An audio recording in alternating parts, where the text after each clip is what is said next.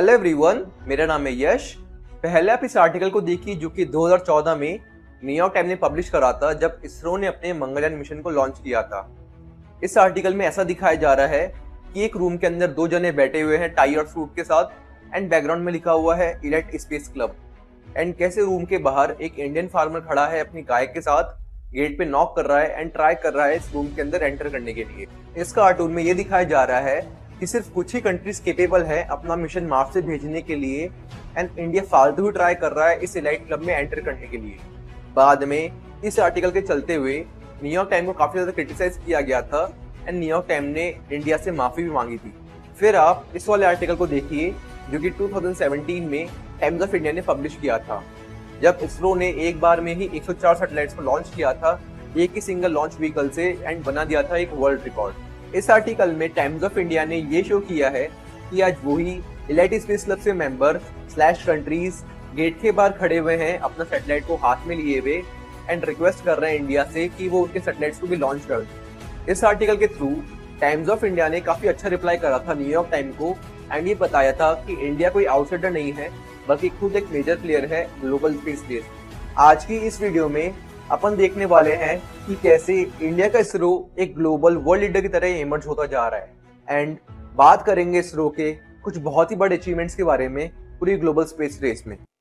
India has done it. It has become now the fourth country to land a spacecraft on the moon. That ISRO did not disappoint. The Indian Space Agency, ISRO India.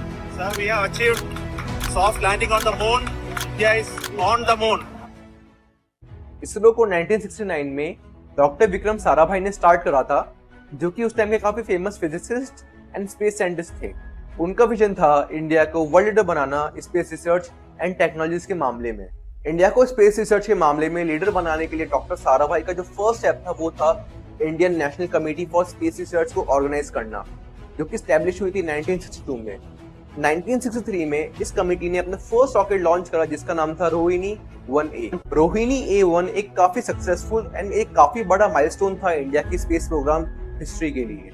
फिर 1969 में जाके जो committee थी Indian national committee for space research, इसको rename करा गया and इसका नाम रखा गया इसरो, जिसका पूरा फुल फॉर्म था इंडियन स्पेस रिसर्च ऑर्गेनाइजेशन। इसके बाद इसरो ने इंडिया का फर्स्ट सैटेलाइट लॉन्च करा जिसका नाम था आर्यभट्ट, जो कि रखा गया था आर्यभट्ट के नाम पे, जो कि काफी फेमस मैथमेटिशियन एंड एस्ट्रोनॉमर थे। आर्यभट्ट सैटेलाइट को लॉन्च करा था 19 अप्रैल 1975 में, जो कि लॉन्च हुआ था सोवियत यूनियन के बाइकनोर कॉस्मोड्रोम से। आर्यभट्ट सैटेलाइट का टोटल वेट था 360 किलोग्राम, जो कि अपने साथ में काफी साइंटिफिक टूल्स को भी कैरी कर रहा था, जिनका काम था अर्थ के एटमॉस्फेयर के बारे में स्टडी करना and neutrons and gamma rays के बारे में भी रिसर्च करना। इसरो का जो नेक्स्ट मिशन था आर्यभट्ट के सक्सेसफुल लॉन्च के बाद वो था रोहिणी सैटेलाइट को लॉन्च करना। इसरो ने रोहिणी सैटेलाइट को लॉन्च करा था 1980s में एंड इन सैटेलाइट्स का काम था अर्थ के बारे में ऑब्जर्वेशन करना। इसी के साथ 1980s में इसरो ने अपना एक और प्रोग्राम लॉन्च करा जिसका नाम था SLV प्रोग्राम, जिसका फुल फॉर्म है सैटेलाइट लॉन्च व्हीकल।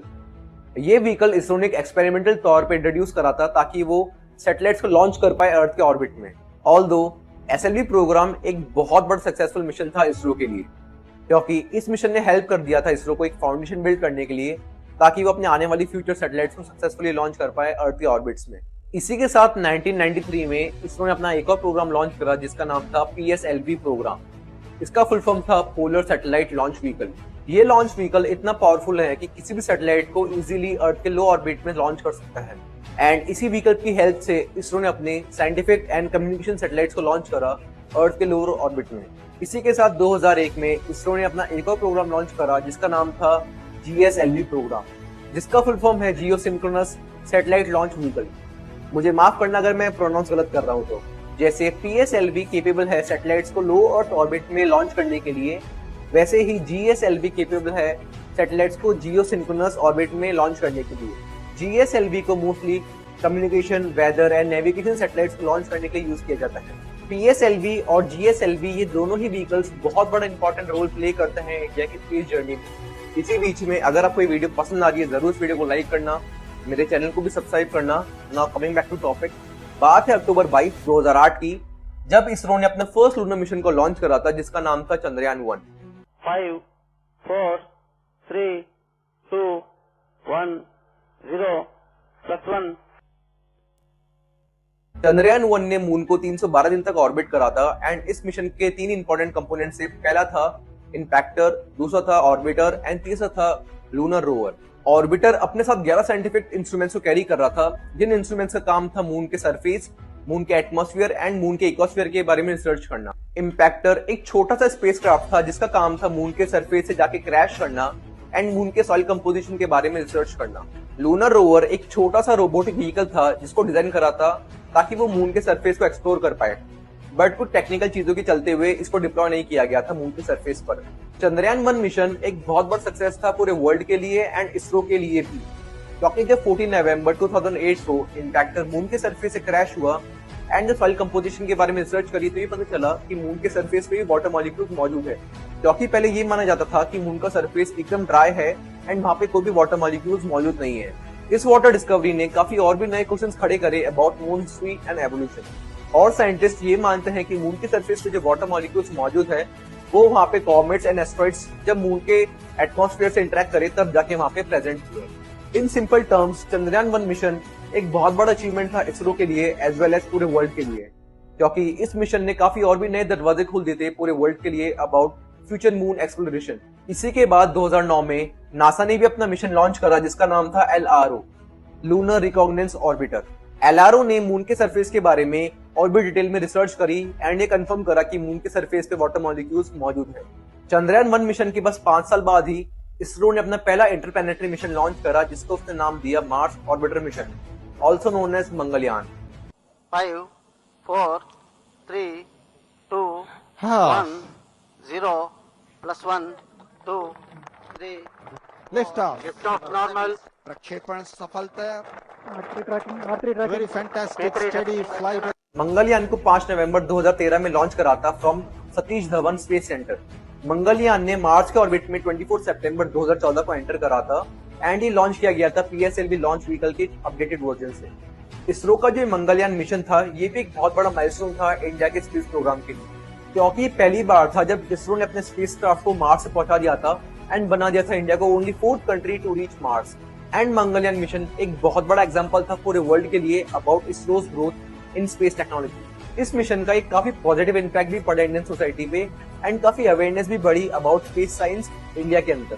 वैसे इसरो ने काफी सारे प्रॉब्लम्स को फेस करा था ड्यूरिंग मंगलयान मिशन, क्योंकि सबसे बड़ी जो प्रॉब्लम थी इसरो के लिए वो थी कि एक ऐसा स्पेस का बनाना जो अर्थ से लेके मार्स तक का सफर इजीली सस्टेन कर पाए, और इसी सफर के बीच में स्पेसक्राफ्ट को बचना था from radiation and extreme temperature on Mars. और दूसरी प्रॉब्लम ये थी इसरो के लिए कि एक ऐसा लॉन्च व्हीकल बनाना जो कि मार्स ऑर्बिटर को मार्स तक भेज सके। इसी के लिए इसरो ने अपने PSLV लॉन्च व्हीकल को मॉडिफाई करा एंड उसको इतना केपेबल बनाया कि वो मार्स तक ऑर्बिटर को भेज सके। मंगलयान मिशन एक बहुत बड़ी अचीवमेंट थी for India as well as for ISRO. Coming to 2019, बात है जुलाई 22 जब इसरो ने अपना सेकेंड मून मिशन लॉन्च करा जिसको उसने नाम दिया चंद्रयान 2। चंद्रयान 2 के अंदर भी चंद्रयान 1 की तरह ही 3 पार्ट थे, orbiter, lander and rover. Chandrayaan 2 के ऊपर आगे डिस्कस करने से पहले मैं आपको टाइप्स ऑफ मून मिशन के बारे में बताना चाहूंगा। पहला होता है फ्लाईबाय मिशन। इसमें स्पेसक्राफ्ट मून के काफी क्लोज से निकलता है बट ना ही मून को ऑर्बिट करता है ना ही मून पर लैंड करता है। दूसरा होता है ऑर्बिट मिशन, जिसमें स्पेसक्राफ्ट मून के चारों तरफ ऑर्बिट करता है। तीसरा होता है इंपैक्ट मिशन, जिसमें स्पेसक्राफ्ट इंटेंशनली मून के सरफेस से क्रैश करता है। चौथा होता है लैंडर मिशन, इसमें स्पेसक्राफ्ट मून के सरफेस पे लैंड करता है ताकि वो मून के सॉइल्स के सैंपल ले पाए। फिफ्थ होता है रोवर मिशन, जो कि एक मोबाइल स्पेसक्राफ्ट होता है एंड मून के सरफेस को एक्सप्लोर करता है। सिक्स्थ होता है रिटर्न मिशन, इसमें स्पेसक्राफ्ट मून के सरफेस पे जाके सैंपल कलेक्ट करके वापस अर्थ पे आ जाए। एंड लास्ट 7th मिशन होता है क्रू लैंडिंग मिशन, जिसमें एस्ट्रोनॉट्स मून के सरफेस पे जाके अपने एक्सपेरिमेंट कंडक्ट करते हैं एंड अर्थ पे वापस रिटर्न करते हैं। Now coming back to Chandrayaan 2, इस मिशन में भी ऑर्बिटर मेन स्पेसक्राफ्ट था जो कि अपने साथ 14 साइंटिफिक इंस्ट्रूमेंट्स को कैरी कर रहा था ताकि वो मून के सरफेस और एटमॉस्फेयर के बारे में स्टडी कर पाए। इस बार लैंडर को डॉक्टर साराभाई का नाम दिया गया जो कि फादर थे Indian space program, and rover को नाम दिया गया था प्रज्ञान, जिसका संस्कृत में मतलब होता है विजडम। इसको इसलिए डिजाइन करा गया था ताकि वो मून के सरफेस को एक्सप्लोर करे एंड मून के सॉइल के बारे में सैंपल्स ले। जब ऑर्बिटर ने मून के ऑर्बिट में सक्सेसफुली एंटर करा 20 अगस्त 2019 को, विक्रम लैंडर ने भी ट्राई करा मून के सरफेस पे लैंड करने का ऑन 7 सितंबर 2019। तब विक्रम लैंडर ने अपना कनेक्शन लूज कर दिया था अर्थ से एंड क्रैश हो गया था मून के सरफेस पे। But Pragyan rover successfully deploy हो गया था ऑर्बिटर से ऑन 5 सितंबर 2009। फिर भी प्रज्ञान रोवर सॉफ्ट लैंडिंग नहीं कर पाया मून के सरफेस पर इतने सारे प्रॉब्लम्स और चैलेंजेस के बाद भी चंद्रयान 2 मिशन एक बहुत बड़ा सक्सेस था इंडिया के लिए, क्योंकि ऑर्बिटर अभी भी मून के ऑर्बिट में था एंड काफी डाटा कलेक्ट कर रहा था मून के सरफेस और एनवायरनमेंट के बारे में काफी सालों तक। और फिर प्रज्ञान रोवर भी कुछ महीनों तक ऑपरेट करता रहा एंड काफी सारा डाटा भेजा सॉइल कंपोजिशन के बारे में अर्थ पर। और इसी तरह चंद्रयान 2 भी काफी सक्सेसफुल एंड काफी बड़ी अचीवमेंट थी इसरो के लिए। चलिए अब अपन बात करते हैं थोड़ी बहुत कोलैबोरेशंस के बारे में जो कि इसरो ने बाकी वर्ल्ड की स्पेस एजेंसी जैसे कि नासा या फिर ESA के साथ करी है। अगर अपन बात करें नासा और इसरो के कोलैबोरेशंस के बारे में, तो इन दोनों स्पेस एजेंसी ने काफी सारे प्रोजेक्ट्स पे साथ में काम करा है, इंक्लूडिंग चंद्रयान 1, चंद्रयान 2 एंड मंगलयान। इस कोलैबोरेशन ने काफी हेल्प करा है इन दोनों एजेंसीज को ताकि वो अपनी टेक्नोलॉजीज को अच्छा इंप्रूव कर पाए एंड ज्यादा बेटर अंडरस्टैंडिंग कर पाए मून की और मार्स की।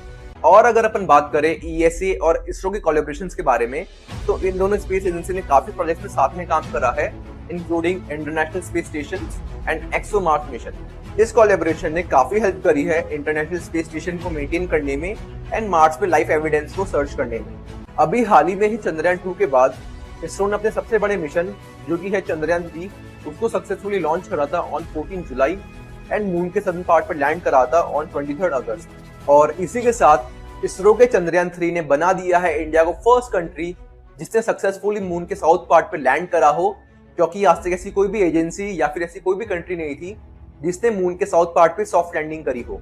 ये एक बहुत बड़ी अचीवमेंट थी इसरो के लिए, जिसके लिए बाकी स्पेस एजेंसी ने भी इसरो को कांग्रेचुलेट किया था।